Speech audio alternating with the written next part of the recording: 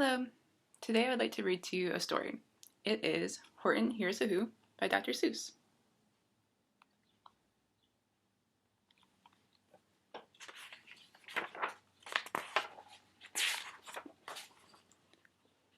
On the 15th of May, in the jungle of Newell, in the heat of the day, in the cool of the pool, he was splashing, enjoying the jungle's great joys, when Horton, the elephant, heard a small noise.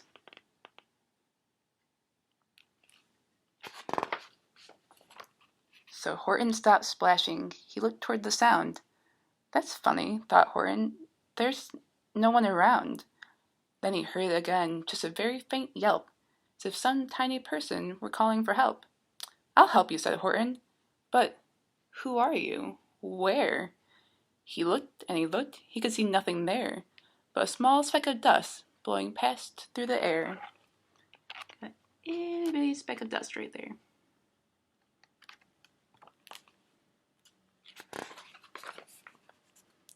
I say, murmured Horton, I've never heard tell of a small speck of dust that is able to yell. So you know what I think? Why, I think there must be someone on top of that small speck of dust. Some sort of creature of a very small size, too small to be seen by an elephant's eye.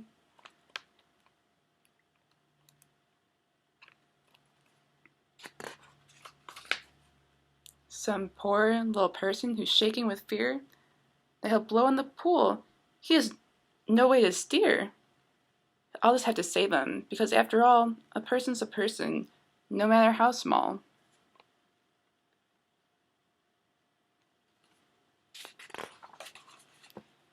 So gently, and using the greatest of care, the elephant stretched his great trunk through the air, and he lifted the dust speck and carried it over and placed it down safe on a very soft clover.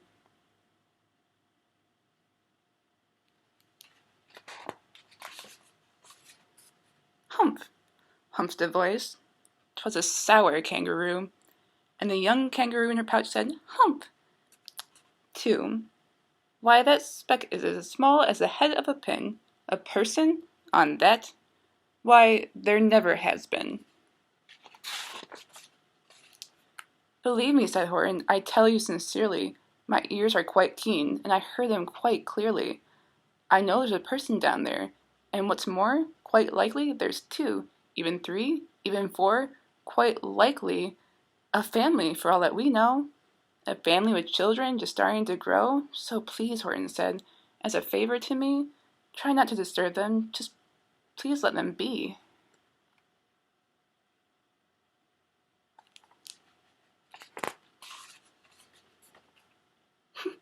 I think you're a fool, laughed the sour kangaroo.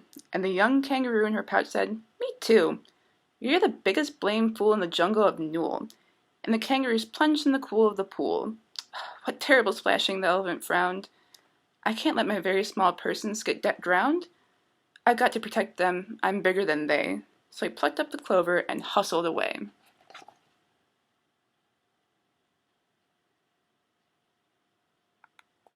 Through the high jungle treetops the news quickly spread. He talks to a dust speck. He's out of his head. Just look at him walk with that speck on that flower. And Horton walked, worrying, almost an hour. Should I put this speck down? Horton thought with alarm. If I do, these small persons may come to great harm. I can't put it down, and I won't. After all, a person's a person, no matter how small.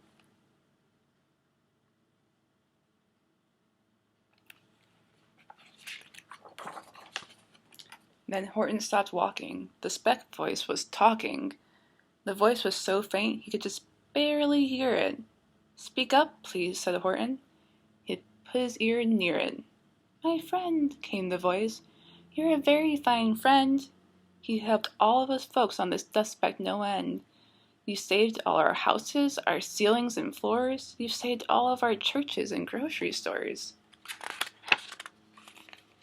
You mean, Horton gasped, you have buildings there, too? Oh, yes, piped the voice, we most certainly do. I know, called the voice, I'm too small to be seen, but I'm mayor of the town that is friendly and clean. Our buildings to you would seem terribly small, but to us, who aren't big, they are wonderfully tall. My town is called Whoville. for I am a Who, and we Whos are all thankful and grateful to you." And Horton called back to the mayor of the town, "You're safe now. Don't worry, I won't let you down."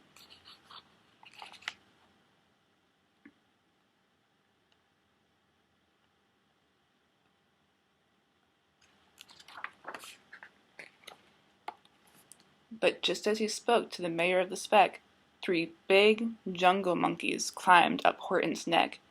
The Wickersham brothers came shouting, "What's rot? This elephant's talking to Whos who are not. There aren't any Whos, and they don't have a mayor. And we're going to stop all this nonsense, so there."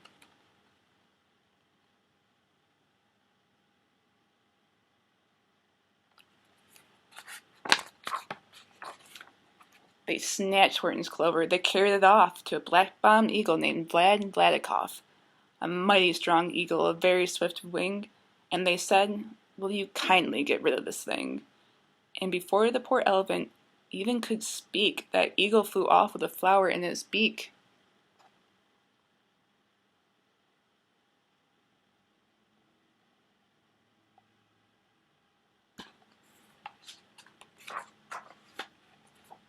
All that late afternoon and far into the night, that black-bottomed bird flapped his wings in fast flight, while Horton chased after with groans over stones that tattered his toenails and battered his bones, and begged, "Please, don't harm all my little folks, who have as much right to live as us bigger folks do." But far, far beyond him, that eagle kept flapping, and over his shoulder called back, "Quit your yappin'. I'll fly that night through. I'm a bird, I don't mind it, and I'll hide this tomorrow where you'll never find it." At 6:56 the next morning, he did it. It sure was a terrible place that he hid it. He let that small clover drop somewhere inside of a great patch of clovers 100 miles wide. "Find that," sneered the bird, "but I think you will fail." And he left with a flip of his black-bottomed tail.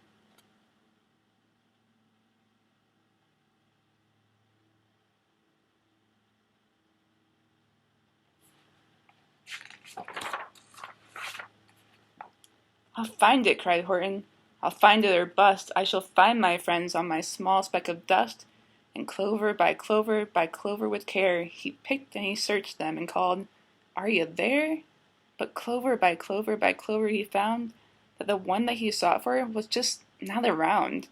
And by noon poor old Horton, more dead than alive, had picked, searched, and piled up 9,005.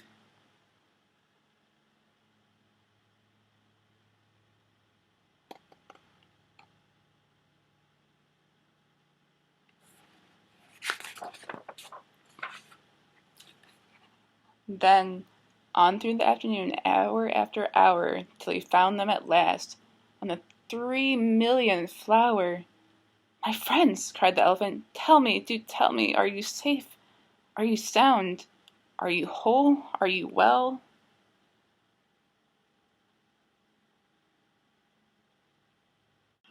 From down the speck came the voice of the mayor.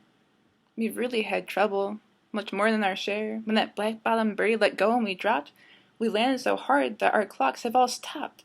Our teapots are broken, our rocking chairs smashed, and our bicycle tires all blew up when we crashed. So Horton, please," pleaded that voice of the mayor's, "will you stick by us Whos while we're making repairs?" "Of course," Horton answered, "of course I will stick. I'll stick by you small folks through thin and through thick."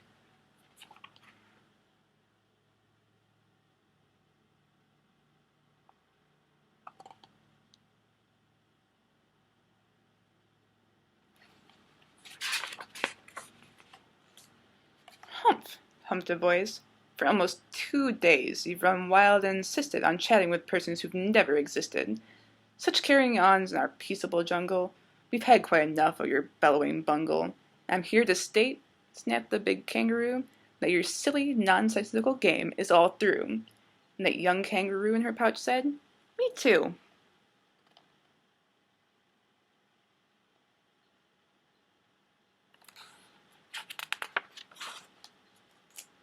With the help of the Wickersham brothers and dozens of Wickersham uncles and Wickersham cousins and Wickersham in-laws, whose help I've engaged, you're going to be roped and you're going to be caged.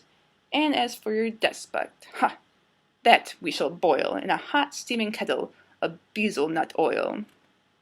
Boil it? gasped Horton. Oh, that you can't do. It's all full of persons. They'll prove it to you.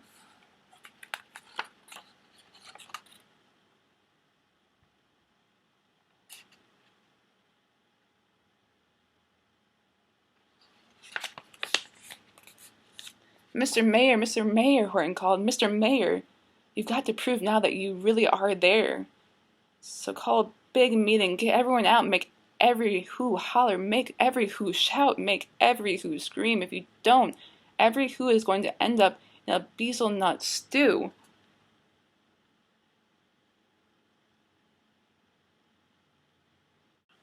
And down in the dust speck, the scared little mayor quick called a big meeting in Whoville Town Square. And his people cried loudly. They cried out in fear, "We are here, we are here, we are here, we are here."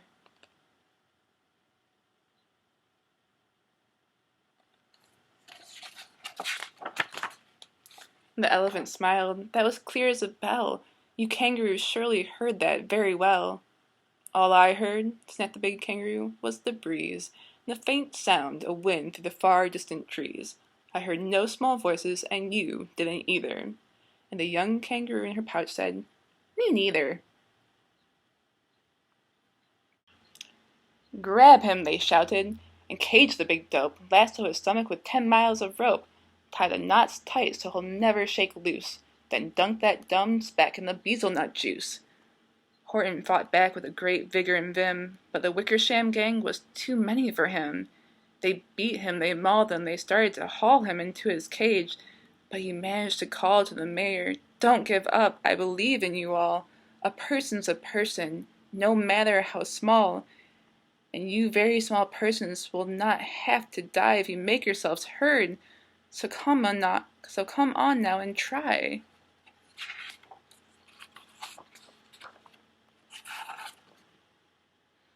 The mayor grabbed a tom-tom. He started to smack it, and all over Whoville they whooped up a racket. They rattled tin cans, they beat on brass pans, and garbage pail tops and old cranberry cans. They blew on kazoos, they blew on bazookas and blasted great toots, and on clarinets, oomphas and flutes.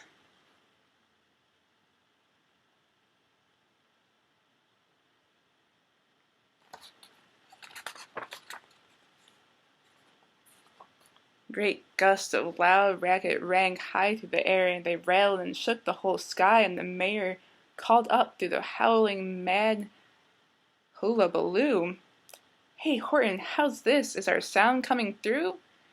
And Horton called back, "I can hear you just fine, but the kangaroo's ears aren't as strong quite as mine.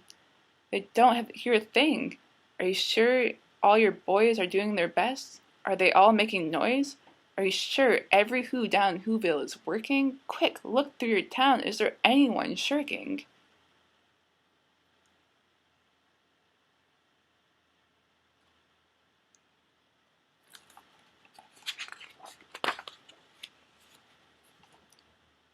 Through the town rushed the mayor, from the east to the west, but everyone seemed to be doing his best.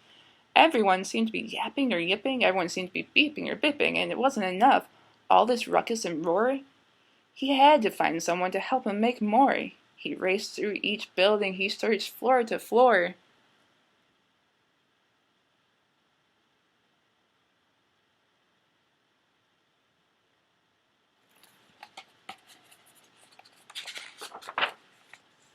And just as he felt he was getting nowhere, and almost about to give up in despair, he suddenly burst through a door, and that mayor discovered one shirker, quite hidden away in the Fairfax Apartments, apartment 12J. A very small shirker named Jojo was standing, just standing and bouncing a yo-yo, not making a sound, not a yip, not a chirp, and the mayor rushed inside and he grabbed the young twerp.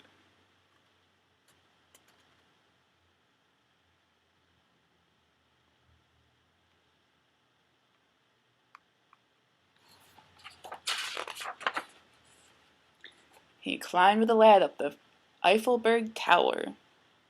"This," cried the mayor, "is your town's darkest hour, the time for all who have blood that is red, to come to the aid of their country," he said. "We've got to make noises in greater amounts, so open your mouth, lad, for every voice counts." Thus he spoke as he climbed. When they got to the top, the lad cleared his throat, and he shouted out, "Yop!"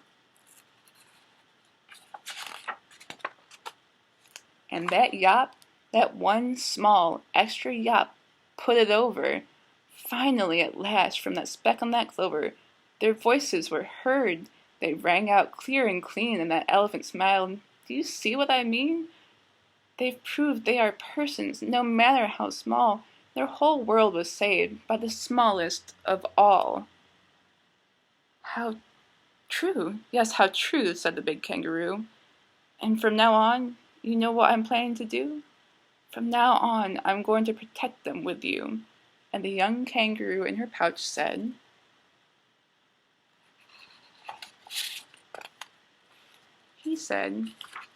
"Me too. From sun in the summer, from rain when it's fallish, I'm going to protect them, no matter how smallish."